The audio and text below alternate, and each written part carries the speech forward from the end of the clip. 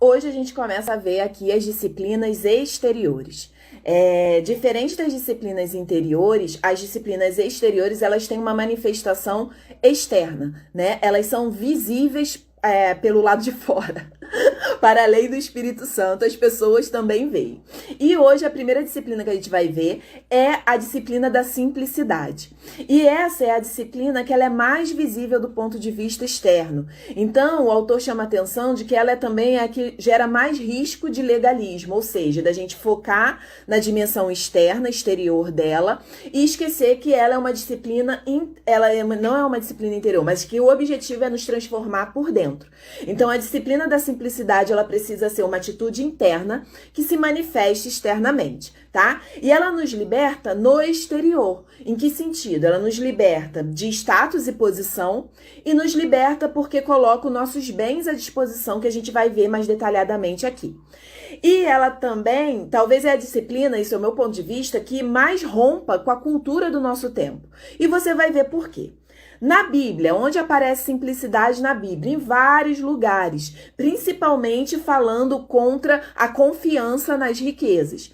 Então tem em Levíticos 25, 23, que a riqueza pertence a Deus, é um versículo que questiona a ideia absoluta de propriedade privada, com, por exemplo, o ano do jubileu. Mas que eu não vou me adentrar muito nisso aqui, que nem é o objetivo nem do capítulo, nem nosso aqui, né? Em Lucas 16, 13, fala sobre não servir a dois senhores.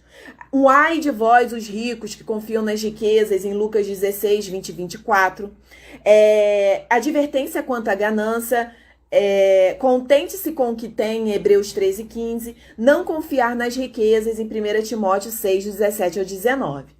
Então, é legal chamar a atenção que não é uma glorificação da pobreza, mas a valorização da provisão adequada, tá bom? E também não é o desprezo pelo material, como se o material fosse menos importante do que as outras coisas, porque a Bíblia não faz essa distinção. É importante a gente fazer. Muitas vezes isso é um motivo que coloca a nossa vida espiritual na caixinha. Um desprezo pelas coisas materiais, como se elas fossem inferiores ou sem importância, né? Mas sim, a simplicidade, ela resgata o uso correto do que é material, tá? Ele faz uma distinção entre ascetismo e simplicidade. O ascetismo é justamente essa renúncia ao mundo material, como se o mundo material fosse um mal necessário, tá? Então, o ascetismo, ele renuncia aos bens materiais. A simplicidade, por outro lado, encara os bens materiais pela perspectiva correta.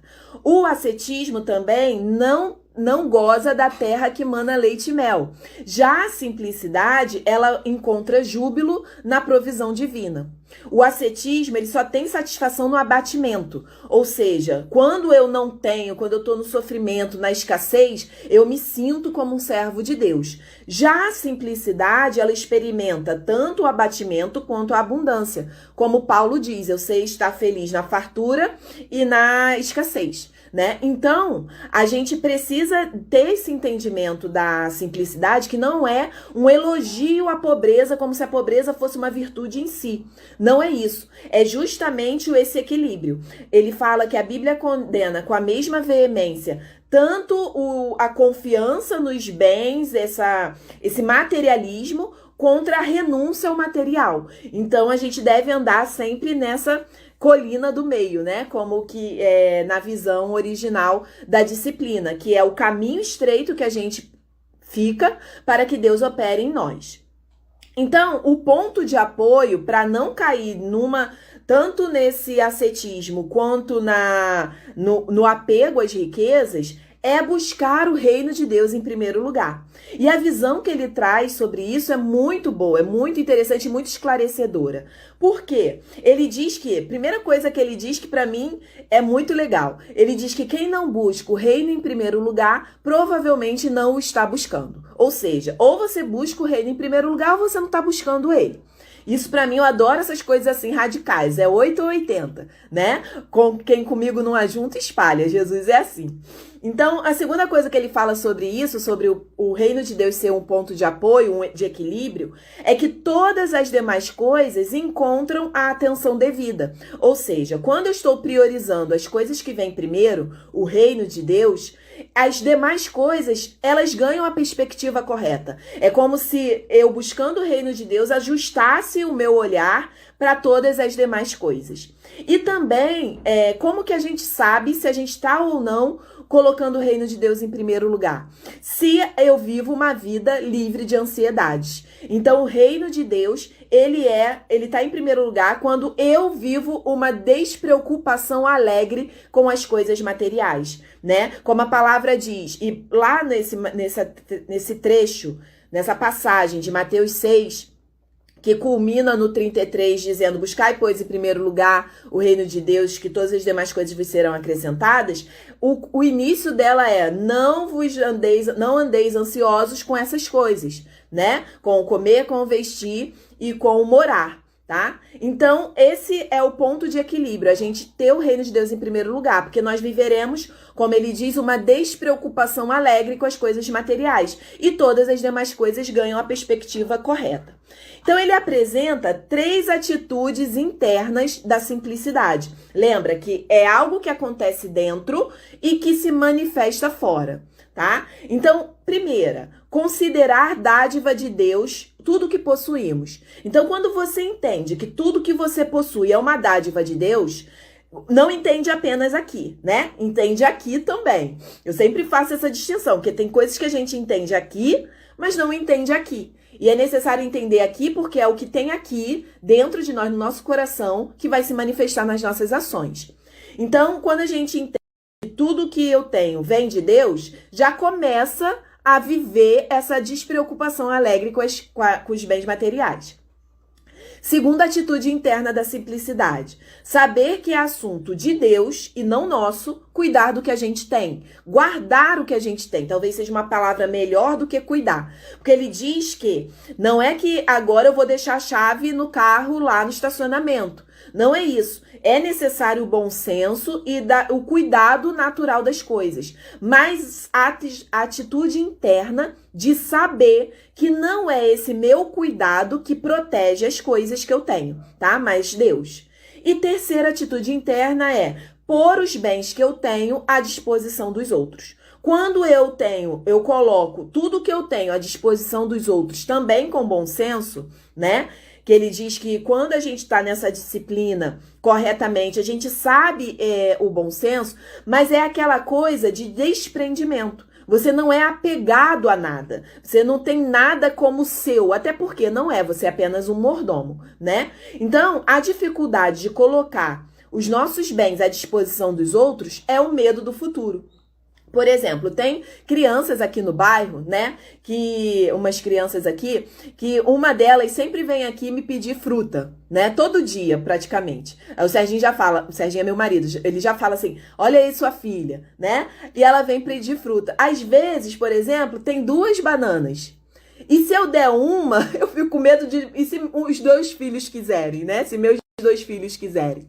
Então, é esse apego, esse medo do futuro que impede a gente compartilhar os nossos bens com liberdade, né? E eu tenho feito o exercício de toda vez que ela vem pedir, eu dou, não importa se tem, porque eu posso comprar mais, graças a Deus eu posso comprar mais, né? Então, 3 atitudes internas da simplicidade. Ele também mostra 10 princípios reguladores da expressão externa da simplicidade.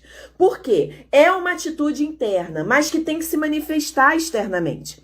E não existe disciplina da simplicidade se você não manifesta do lado de fora isso. Mas também não é disciplina da simplicidade se só há externo. Você é externamente simples, mas interno você vive nessa ansiedade pelas coisas materiais. Então, é as 2 coisas, interna e externa, caminhando juntas, tá? Então, 10 princípios reguladores da expressão externa da simplicidade. 1. Compre as coisas pela utilidade e não pelo status. Isso é maravilhoso, né? Só isso aqui já faz a gente entrar no que é mais simples. Mas percebe que se eu apenas não comprar, mas dentro de mim eu ainda quiser status e posição, eu não vou estar vivendo a disciplina? Por isso que as duas coisas precisam caminhar juntas. Então, ele fala sobre a gente deixar de lado as coisas pelo status, né? Não comprar pela marca, por isso ou aquilo. Carros, ele fala de carro, casa. Eu lembro de carro e casa agora. Mas a gente comprar, tudo que a gente for comprar tem que ser pela utilidade, tá? Segundo, rejeite qualquer coisa que cause dependência. Isso também é muito inteligente, né? Por quê? E ele fala sobre, a gente acha que as coisas não causam dependência, mas tudo pode causar uma dependência. Ele fala, reduza as bebidas que viciam.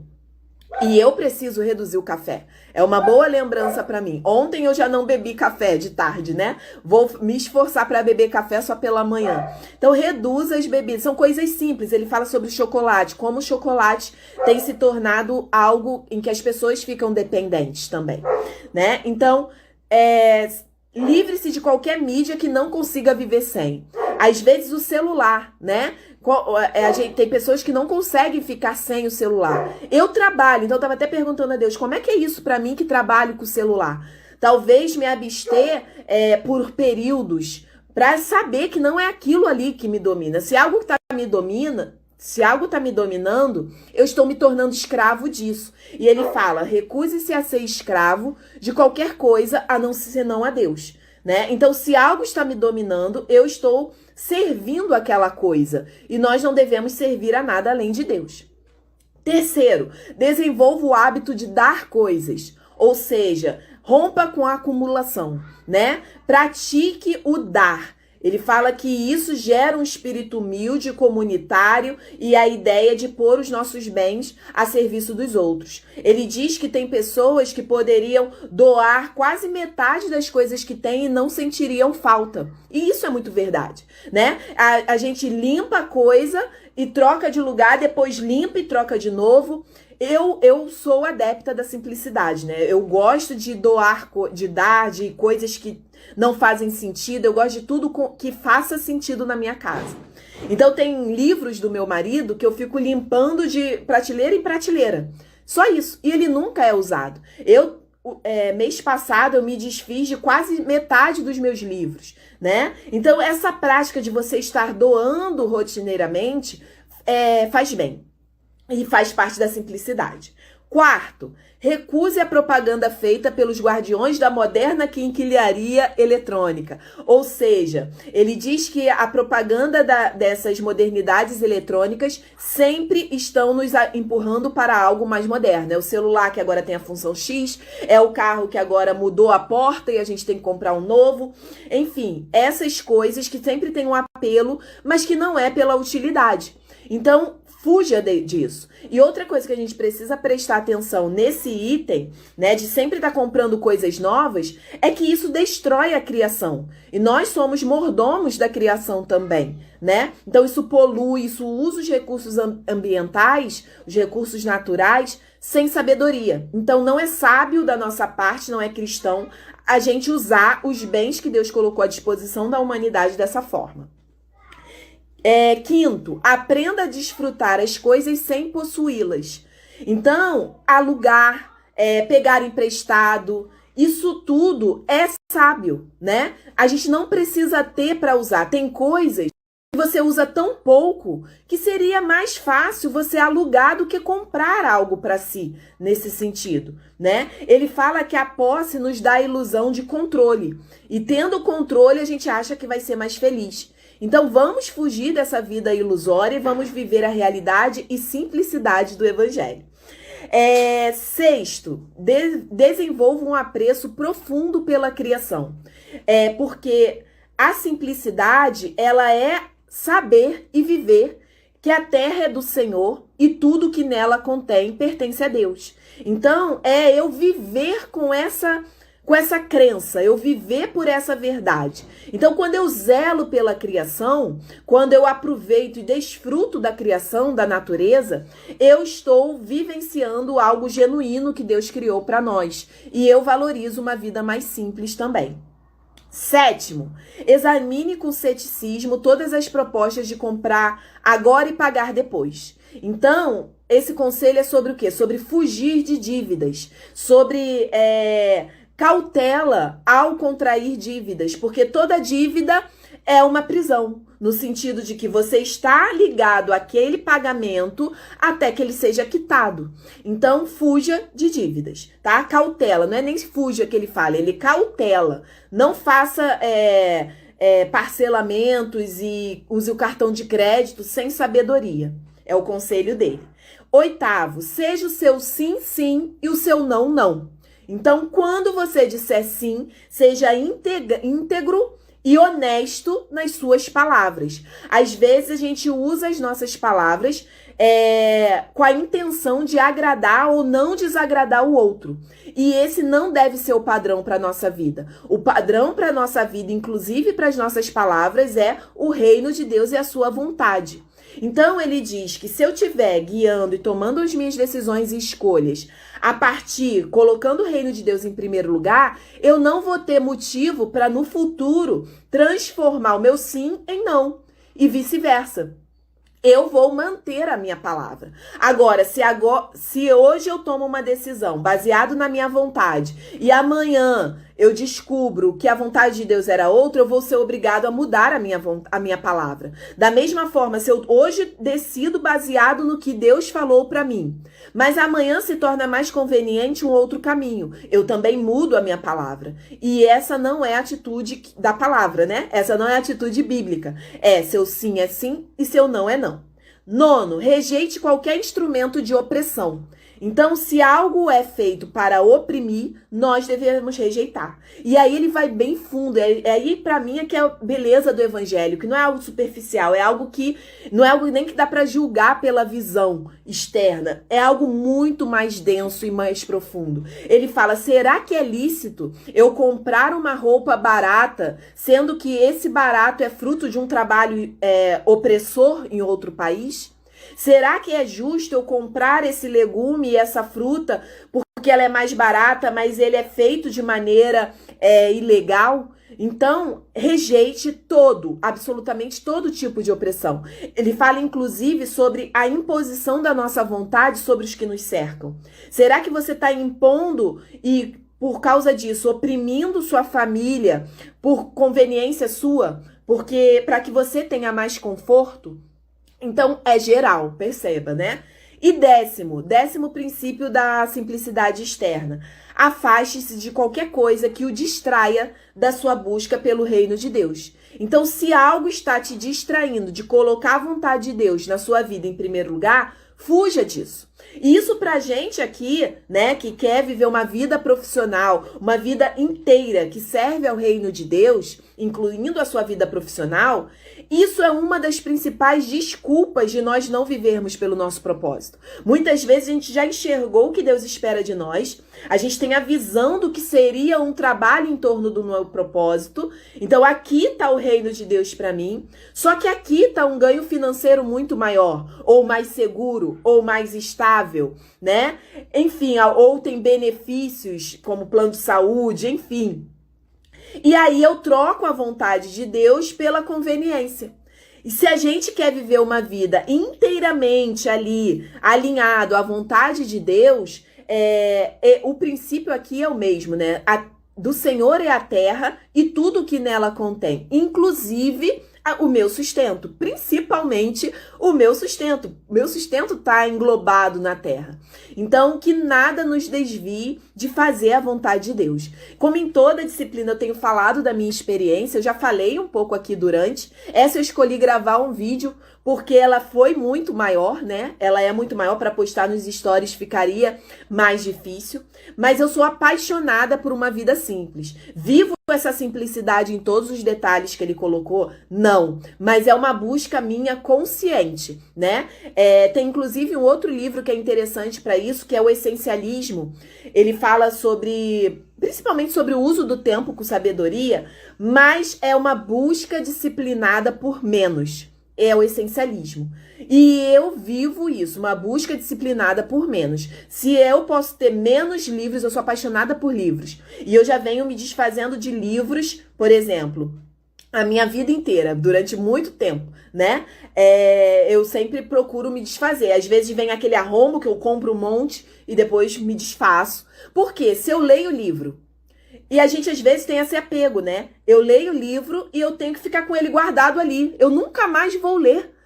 Eu nunca mais vou ler. Então, o critério que eu tenho para guardar um livro é: eu vou relê-lo em algum momento? Se eu vou reler esse livro, eu guardo. Agora, porque ele é bom, não faz sentido, né? Outra pessoa pode se beneficiar dele. Mas isso é a minha experiência, né? Eu procuro viver isso. E agora, depois da releitura desse capítulo, eu vou procurar viver ainda mais essa despreocupação alegre com relação aos bens materiais.